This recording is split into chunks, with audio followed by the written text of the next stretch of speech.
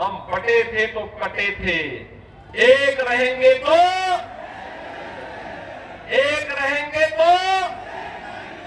और इसीलिए मैं आपका आह्वान करने के लिए आया हूं। आपको सुरक्षा और समृद्धि देने का काम केवल और केवल भारतीय जनता पार्टी कर सकती है। ये नया भारत है, छेड़ता नहीं है, लेकिन कोई छेड़ेगा तो उसको छोड़ता भी नहीं है। ये नया भारत है। अगर पाकिस्तान किसी आतंकी को भारत के अंदर घुसाता है तो भारत के बहादुर जवान उस आतंकवादी को जहन्नुम की यात्रा में भेजने का काम कर देते हैं, वह वापस पाकिस्तान नहीं पहुंच पाता है। अयोध्या दुनिया की सुंदरतम नगरी बन रही है और मैं इसीलिए आपका आह्वान करने के लिए आया हूं। हमें बंटना नहीं है। बटे थे तो अयोध्या में अपमान झेलना पड़ा था, बटे थे तो देश कट करके बांग्लादेश और पाकिस्तान बन गया, बटे थे तो हिंदुस्तान और बेटियों की इज्जत के साथ खिलवाड़ हुआ था। उत्तर प्रदेश में न कोई घुसपैठी है, न कोई लव जिहाद है, न कोई लैंड जिहाद है, न कर्फ्यू है, न दंगा है। यूपी में सब चंगा है।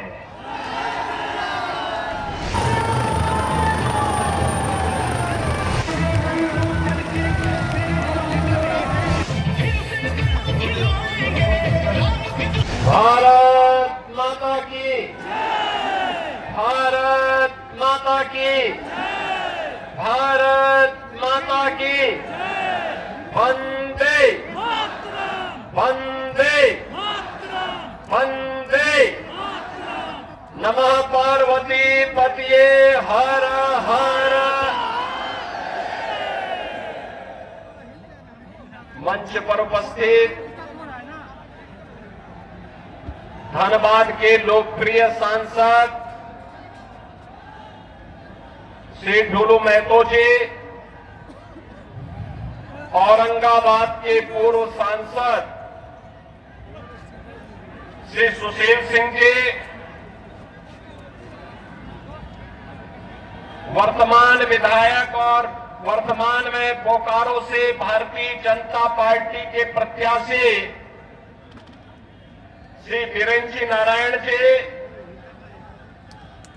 चंदन क्यारी से भारतीय जनता पार्टी के वर्तमान विधायक और प्रत्याशी श्री अमर कुमार बाउरी जी,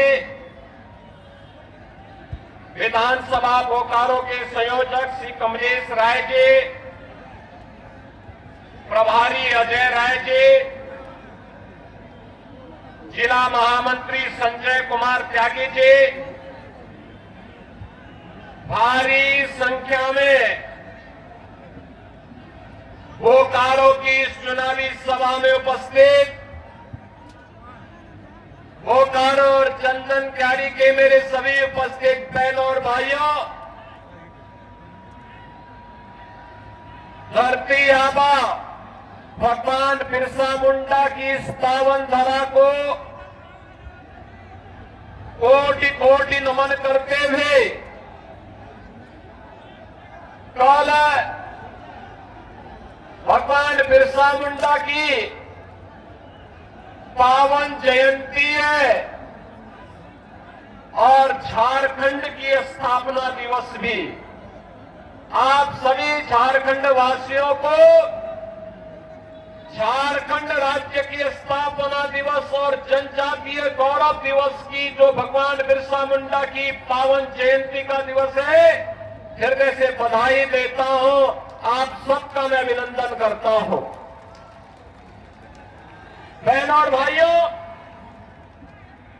मुझे याद है आज से 24 वर्ष पहले जब स्वर्गीय अटल बिहारी वाजपेयी जी ने झारखंड राज्य का निर्माण किया था, तब एक कांग्रेस आरजेडी के लोग झारखंड का विरोध कर रहे थे और आपने पिछले 5 वर्षों के अंदर देखा होगा, झारखंड मुक्ति मोर्चा के साथ मिलकर के कैसे कांग्रेस और आरजेडी ने लूट खसोट मचाई है। ये तो आपने देखा होगा, झारखंड मुक्ति मोर्चा की सरकार के एक मंत्री के घर में नोटों के पहाड़ मिले। नोटों के पहाड़, आलमगीर के यहां नोटों का पहाड़ पड़ा मिला है। और कांग्रेस के एक सांसद के घर में 350 करोड़ रुपए मिले। मशीन नोट गिनने की 27 मशीनें लगाई गई, मशीनें फेल होती गई, लेकिन नोट के पहाड़ वहां से निकलने बंद नहीं हुए थे। बहनों और भाइयों, मैं पूछना चाहता हूं, जिस झारखंड का निर्माण सदैव अटल बिहारी वाजपेयी जी ने एक सुंदर और विकसित झारखंड बनाने की संकल्पना के साथ किया था, झारखंड के हमारे नागरिक, यहां के जनजातीय बंधुगणों का उत्थान हो, उन्हें विकास की मुख्य धारा के साथ जोड़ करके योजनाओं का लाभ दिया जा सके, उनके लिए जो पैसा आना चाहिए था, जो लगना चाहिए था, जब उसमें झारखंड मुक्ति मोर्चा के मंत्री, कांग्रेस के सांसद, आरजेडी के लोग ऐसे ही डकैती डालते, तो स्वाभाविक रूप से वो पैसा इन गरीबों तक पहुंचेगा कैसे। और इसीलिए झारखंड पहले की तुलना में ज्यादा खराब स्थिति में इन्होंने पिछले 5 वर्ष के अंदर पहुंचाया है। बहनों और भाइयों, मैं आज यही आह्वान करने के लिए आपके पास आया हूं। एक तरफ पिछले 10 वर्ष में प्रधानमंत्री मोदी जी के नेतृत्व में हम एक नया भारत देख रहे हैं, एक नया भारत जो एक भारत भी है और श्रेष्ठ भारत भी है। एक भारत श्रेष्ठ भारत की परिकल्पना को साकार होते हुए हमने देखा है। भारत की सीमाएं मोदी जी के नेतृत्व में सुरक्षित हुई है। आपने देखा होगा, जो पाकिस्तान पहले भारत की सीमा में आतंकियों की घुसपैठ कराता था, आज उसके रूहें कांप रही है, क्योंकि उसे मालूम है ये नया भारत है, ये नया भारत है, छेड़ता नहीं है, लेकिन कोई छेड़ेगा तो उसको छोड़ता भी नहीं है। ये नया भारत है। अगर पाकिस्तान किसी आतंकी को भारत के अंदर घुसाता है, तो भारत के बहादुर जवान उस आतंकवादी को जहन्नुम की यात्रा में भेजने का काम कर देते हैं, वह वापस पाकिस्तान नहीं पहुंच पाता है। देश के अंदर आतंकवाद की जड़ कश्मीर की धारा 370 समाप्त हो गई। और यही नहीं, आज तो देश के अंदर बड़े बड़े कार्य मोदी जी के नेतृत्व में हाईवे के, रेलवे के, एयरपोर्ट के निर्माण का आपने कल देखा होगा। प्रधानमंत्री जी ने बिहार के दरभंगा में एम्स का शिलान्यास किया। एम्स बन रहे हैं, आईआईटी बन रहे हैं, आईएम बन रहे हैं, 1 डिस्ट्रिक्ट 1 मेडिकल कॉलेज का निर्माण हो रहा है, हर घर नल की योजना भी लागू हो रही है। बहनों और भाइयों, इन सब के साथ ही देश के अंदर 80 करोड़ गरीबों को फ्री में राशन की सुविधा का लाभ, 50 करोड़ गरीबों को 5 लाख रुपए की प्रतिवर्ष स्वास्थ्य का निःशुल्क उपचार की व्यवस्था। और मोदी जी ने तो ये भी आदेश कर दिया है कि 70 वर्ष से ऊपर के हर एक बुजुर्ग को फ्री में उपचार की 5 लाख रुपए की फ्री में उपचार की व्यवस्था हर वर्ष करेंगे। बहनों और भाइयों, 12 करोड़ किसानों को किसान सम्मान निधि, 10 करोड़ गरीबों के घर में शौचालय का निर्माण और उज्ज्वला योजना का कनेक्शन पहुंच गया है और 4 करोड़ लोग फ्री में आवास भी प्राप्त कर गए हैं। मैं पूछना चाहता हूं, ये काम कांग्रेस भी कर सकती थी, आरजेडी भी कर सकती थी, इन्होंने नहीं किया। अभी कांग्रेस के कोई एक प्रभारी आए जो कह रहे थे सरकार आएगी तो सिलेंडर देंगे। अरे जब तुम्हारी सरकार थी तब क्या कर रहे थे? तब क्यों नहीं दिया? तब क्यों नहीं दिया? और वो तो कहता है, क्या कह रहा है, यानी हिंदू को भी देंगे, मुसलमान को भी देंगे और घुसपैठियों को भी देंगे। अब यहां के जनजातीय बंधुओं का अधिकार घुसपैठियों को क्यों देंगे?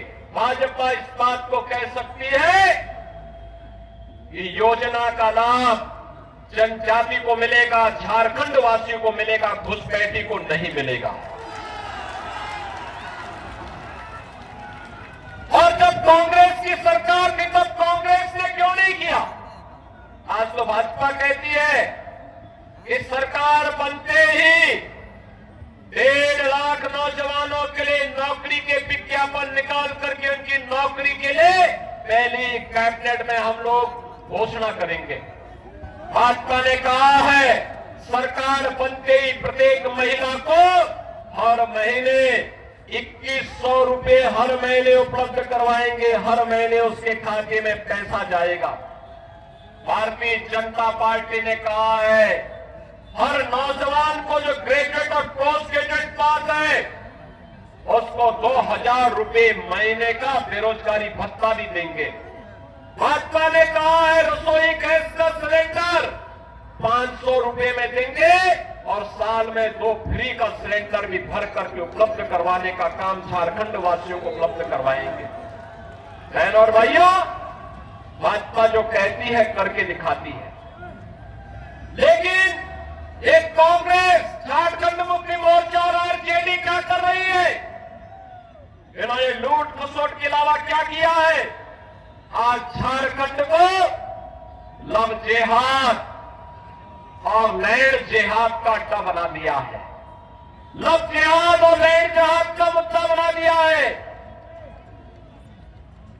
दूसरी शादी, तीसरी शादी, चौथी शादी जनजातीय बेटियों को बहका करके यहां पर करके फिर उनकी जमीन पर कब्जा कर लिया जाता है। रोटी, बेटी और माटी तीनों का संकट आज झारखंड के अंदर खड़ा हो गया है और इसीलिए मैं आपका आह्वान करने के लिए आया हूं कि बहनों और भाइयों, झारखंड की पावन धरा, धरती आबा भगवान बिरसा मुंडा की पावन धरा है।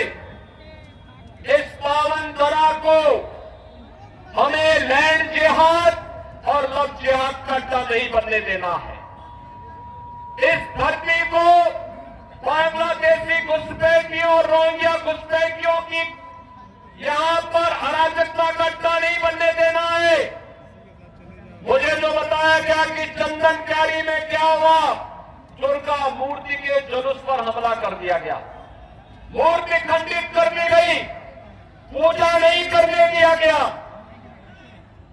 जनजातीय बेटी और बहनों की इज्जत के साथ ये लोग छेड़छाड़ करते हैं, खिलवाड़ करते हैं। बहनों और भाइयों, इन गुंड और इन अराजक तत्वों का उपचार केवल भाजपा है, भाजपा। याद करिए 2017 के पहले उत्तर प्रदेश में भी ऐसे ही होता था और आज उत्तर प्रदेश में न कोई घुसपैठी है, न कोई लव जिहाद है, न कोई लैंड जिहाद है, न कर्फ्यू है, न दंगा है। यूपी में सब चंगा है, यूपी में सब चंगा है। यूपी में कोई दंगा नहीं, कोई रामनवमी के जुलूस में, कोई दुर्गा मूर्ति की पूजा के पंडाल में शोभा यात्रा पर हमला करने का दुस्साहस नहीं कर सकता है, क्योंकि जो करेगा उसे मालूम है कि इसके बाद की यात्रा केवल यमराज के घर जाने की यात्रा होगी। और इसीलिए मैं आपसे कहने के लिए आया हूं, ये कांग्रेस, झारखंड मुक्ति मोर्चा, ये आरजेडी आपको लड़ाई की जाति के नाम पे, मुंडा को संथाल से,